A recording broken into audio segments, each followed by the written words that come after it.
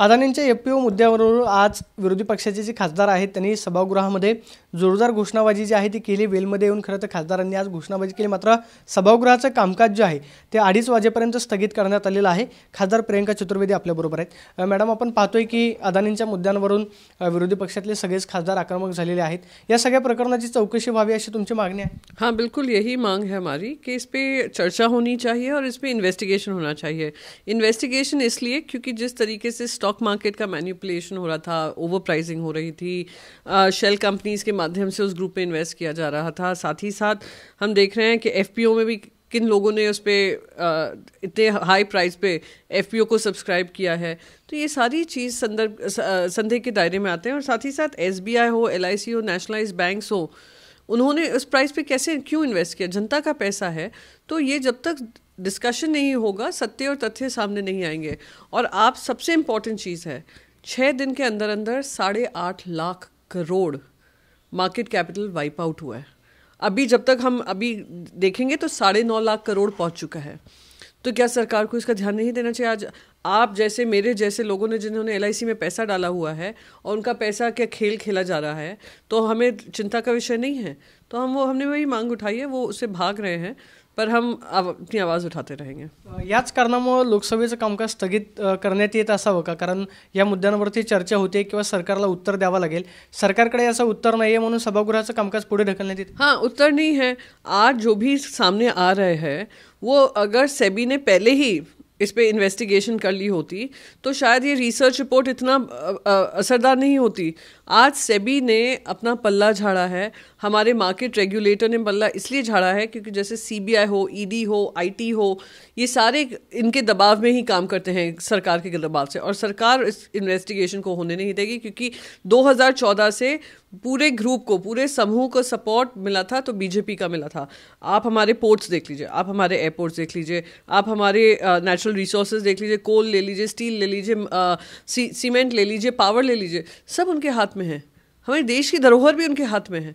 तो अगर वो गिरते हैं तो पूरे देश को प्रभाव होगा उसका। तो इसलिए हमें ये चर्चा होनी ज़रूरी है। अदानींच्या पाठीमागे नेमकं कोण आहे? कारण राजकीय वर्तुळामध्ये चर्चा आहे की मोदींकडून त्यांना सपोर्ट होतोय, अमित शाह त्यांच्या पाठीशी आहे, त्यामुळे काय होऊ शकत नाही। मात्र आता आरबीआयनं सुद्धा खरं तर त्यांची माहिती जी आहे ती मागवलेली आहे। या सगळ्या प्रकरणामध्ये काय निष्पन्न? नहीं, बहुत स्पष्ट है। 2014 से जो दिन दुगनी रात चौगनी बढ़ोतरी हुई है, किस आधार पे हुई है, किसके समर्थन पे हुई है, वो तो देश ही देख रहा है। प्रधानमंत्री से ऊपर कोई नहीं और प्रधानमंत्री के नीचे कोई नहीं।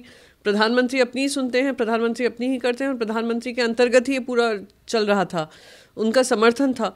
तो प्रधानमंत्री जी क्योंकि सवाल के जवाब नहीं हैं, देश जान रहा है कैसे सिर्फ अदानी समूह को इतनी मदद मिली है।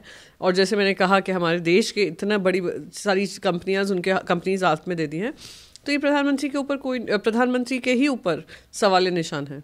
संजय राऊतांनी आज नारायण राणेंना डिफेमेशनची नोटीस जी आहे ती पाठवलेली आहे। नारायण राणे असं म्हणतायत की संजय राऊतांना मी खासदार केलं आणि त्याच्यासाठी सगळे पैसे जे आहेत ते मी खर्च केले, त्यामुळे आता राऊतांनी त्याचा खुलासा मागितलेला आहे की हे प्रूव्ह करून दाखवा, अन्यथा तुमच्यावरती डिफेमेशनची नोटीस आम्ही काढू। बकवास करने में पूरा राणे परिवार शामिल है। रोज़ प्रेस कॉन्फ्रेंस करते हैं और बकवास करते हैं, झूठ बोलते हैं और राजनीति को इस स्तर पे लेकर आ गए हैं जहाँ पे सिर्फ गाली गलौज की बात होती है और झूठे बातें की जाती हैं। तो ऐसे लोगों को चुप कराने के लिए उनको डेफेमेशन नोटिस जो आज संजय राउत जी ने दिया है वो बहुत महत्वपूर्ण है। तो ये जो पूरा परिवार है अपनी गद्दी बचाने के लिए, एक मंत्री पद बचाने के लिए झूठे आरोप लगाते हैं। जैसे मैंने उस दिन कहा किरीट सोमैया की सीए की डिग्री चेक होनी चाहिए, वैसे ही नारायण राणे जी की दिमाग की हालत चेक होनी चाहिए। नारायण राणे मात्र सातत्यानं उद्धव ठाकरे परिवारावरती आरोप करतायत, संजय राऊतांवरती आरोप करतायत। ठाकरेंना टार्गेट करण्याचा प्रयत्न केला, उनसे वो टारगेट करने की कोशिश कर रहे हैं, पर होता है ना जब आप सूर्य की तरफ थूकेंगे तो थूक आपके मुंह पे आती है। तो ये उनका हाल ये हो गया है। तो रोज़ आकर कुछ भी बोल देते हैं। तो आप कितना भी अपनी भाषा का स्तर गिरा लीजिए, कितनी भी राजनीति निम्न स्तर की कर लीजिए, हम उनके स्तर पे तो गिरेंगे नहीं, पर इनको सबक ज़रूर सिखाना पड़ेगा कि झूठ से सत्ता नहीं चलती है, झूठ से राजनीति नहीं होती है। देश की जनता, महाराष्ट्र की जनता सच्चाई जानती है। नारायण राणेंनी लवकरात लवकर उत्तर जे आहे ते डिफेमेशन नोटीसला द्यायला बिल्कुल जवाब देना पड़ेगा, वरना कोर्ट में क्रिमिनल प्रोसीडिंग्स होंगे। आपण पाहतोय की नारायण राणेंना जी नोटीस पाठवलेली आहे त्या नोटीसला लवकरात लवकर उत्तर जे आहे ते द्यावं लागेल, अन्यथा कोर्टामध्ये हा गुन्हा दाखल होईल अशी प्रतिक्रिया जी आहे प्रियंका चतुर्वेदींनी दिल्याचं आपल्याला पाहायला मिळतं। Camera person Rakesh Soni, Pradeep Kapse, TV9 Marathi, Navi Delhi.